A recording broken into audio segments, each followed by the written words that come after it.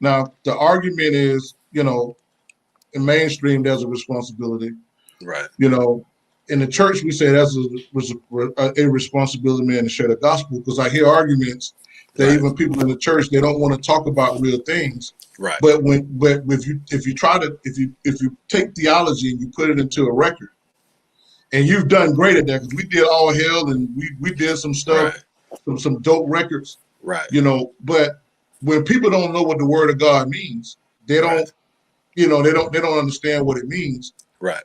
Do you think talking about real life issues on record, truthfully, is a solution?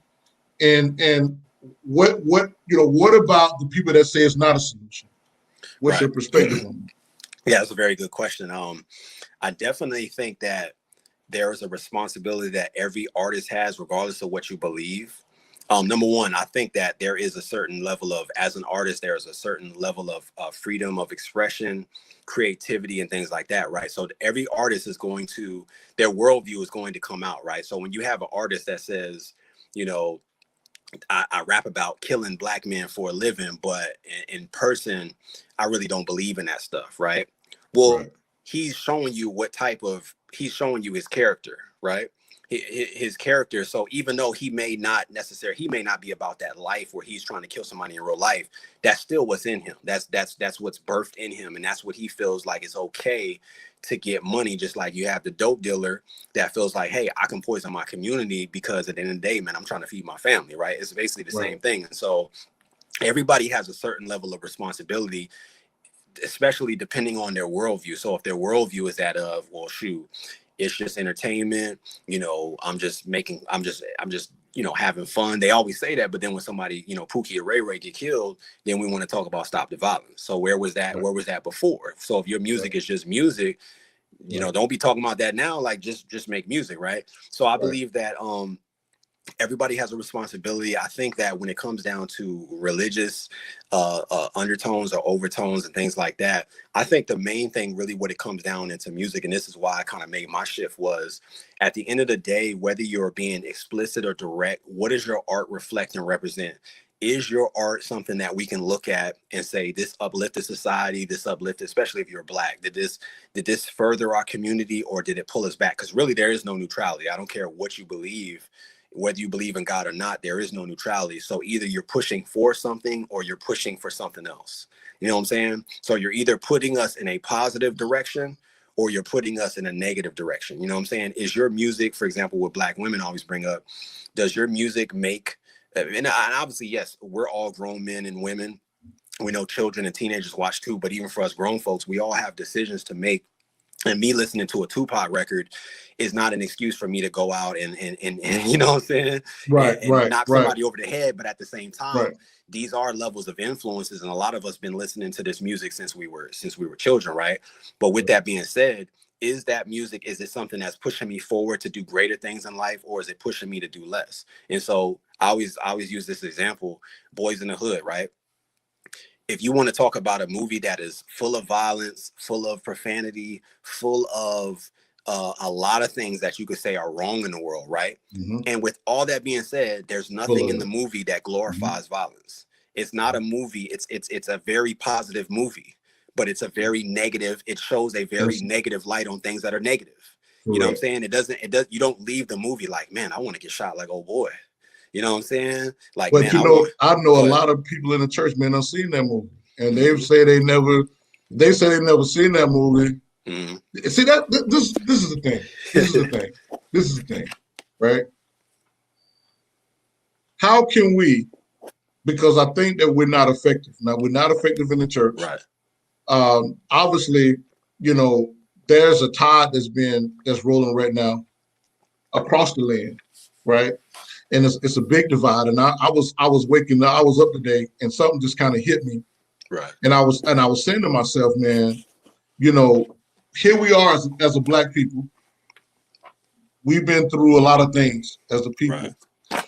But I also know that we have a lot of white supporters that support the Black movement. Right. That if because I start looking at the percentages, because every white person, man, don't hate us. Right. Right. There's a I would say the power, the people that have the influence of the country, right?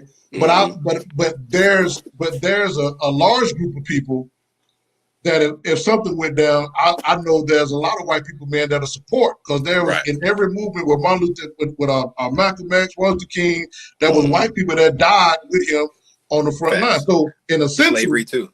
We not by ourselves. Even the slave masters, a lot of the slave masters didn't treat their slaves like the white supremacists did, right? They didn't even whoop their slaves. Maybe when somebody came around, because they didn't want nobody to know. But my question that I want to, and I'm kind of prefacing to say what I'm about to say. Right. How can we become unified, right, and acknowledge the truth, right, instead of running from the truth, right? And how can we, as believers, because arguably somebody will say, well, you know, because now you don't talk about Jesus in every record, that you no longer love Jesus, right? And I like the fact that you said a few minutes ago was that, you know, you're not understanding. You believe that Jesus is real, but you may not agree. There are times in our life, man, when we have to do stuff where we really just don't want to do it. Right. But we have to do it. God mandated. You know, He closed every other door, and we got to walk through this door, and we may not even understand why we got to walk through it. And I think that is a very transparent statement. I can't just let that slide and not say, because there's a lot of people in the body of Christ, man, that don't really understand what you just said. It's like, I believe, but I don't agree.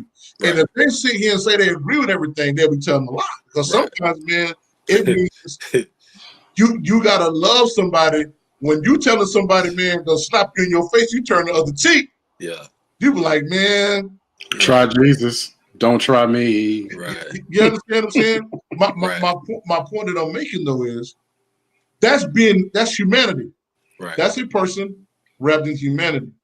And I think what we've gotten from in the church, we've gotten from the truth of our humanity. We pretend like we're superheroes. And I know personally, I've been trying to be better. I've been trying to treat people better.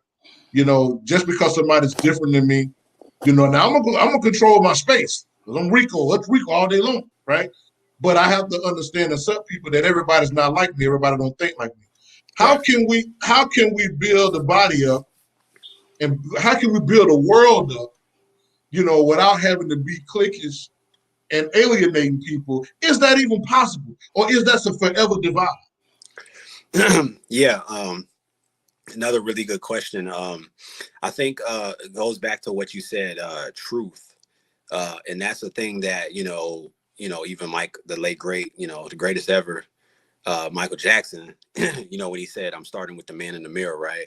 So there has to be a certain level of personal reflection and personal self accountability first, right? Self-governing, of telling the truth to yourself, and then allowing that to spew outward. So I think a lot of times, even when you look at the black and white divide, right? A lot of times white folks get offended because when you talk about racism, they think that you're saying that, well, this white person is a terrible person. And what they're not realizing is like, yo, you benefit from a system. Nobody's saying you did it, but truth calls us to reflect, to you be in honest. general. Right. I'll give a great example in my opinion, right? So let's say, because I got family, my family is from the Bahamas, right? So let's say, because I got people that own property in Nassau, tons of family that I've never even met before, right? So let's just say they had a history, hundreds of years. They've tortured people, they've ruined lives, they've raped men and women, abused children. They did whatever evil you can think under the sun, right? I'm not gonna come out and be like, man, y'all tripping, man. Like, I ain't do that. Why y'all mad? I'm gonna be like, man, hey, listen, hey, don't hold me accountable, man. Them jokers crazy. You know what I'm saying? like, hey, man, I got this inheritance, man. I inherited this money and I want to do good in the world, man. I apologize. I would be so apologetic. Yes, I didn't do it, but I still feel a sense of responsibility because this is my lineage. This is where I came from. I'm a benefactor of this nonsense. You know what I'm saying? Of this inhumanity that has happened, inhumane things that have happened to humans, right? So there's a certain level of accountability, even in the business world. When you take over a business, you take over the debt too. You know, if you inherit a business, they don't say, well, hey man, you wasn't here for the 50 years that we was irresponsible, man. So we ain't gonna hold you accountable to this debt. Like, no, homie, this debt is yours too. You know what I'm saying? The name, the logo, the buildings, all that stuff, the debt is yours too.